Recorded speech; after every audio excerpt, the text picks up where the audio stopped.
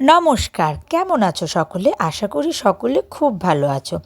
আজ ৩১শে ডিসেম্বর, বছরের শেষ দিন, মঙ্গলবার। তাই আমরা বেরিয়ে পড়েছি আমাদের কৃষ্ণনগর থেকে একটু দূরে একটা সুন্দর ঘোরার জায়গা আছে, সেই জায়গার উদ্দেশ্যে। তো চলো একেবারে সেখানে গিয়ে দেখা হচ্ছে।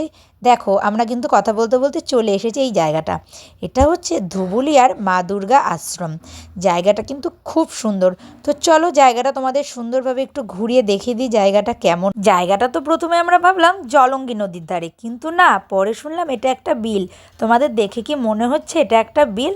আর এখানে কিন্তু অনেক রকমের মাছ আছে, মা সেটাই দেখছিল। আর এখানকার সবথেকে বড় বিশেষত্ব হলো এই জলের মধ্যে এই শিব মন্দিরটা বা শিব ঠাকুরের মূর্তিটা।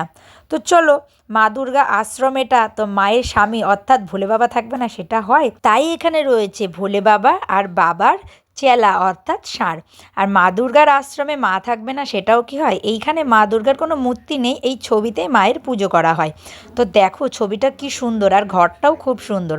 আর এটা হচ্ছে বাবার মন্দিরটা। জায়গাটা কিন্তু খুব সুন্দর একটা জায়গা, মানে একান্তে সময় কাটানোর মতো বেস্ট একটা জায়গা হচ্ছে এই ধুবুলিয়া দুর্গা মন্দির। এখানে নানা রকম ফুলের গাছ, নানা রকম সবজির গাছ সবই রয়েছে।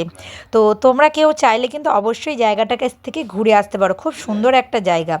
তো ধুবুলিয়া থেকে নেমে বা ধুবুলিয়া বাহাদুরপুরের মিডলে জায়গা মন্দিরটি। তো এই ভিডিওটি তোমাদের কেমন লাগলো কমেন্টে জানিও। ভালো লাগলে একটি লাইক করে পাশে থেকো। সবার নতুন বছর খুব ভালো কাটুক এই কামনা।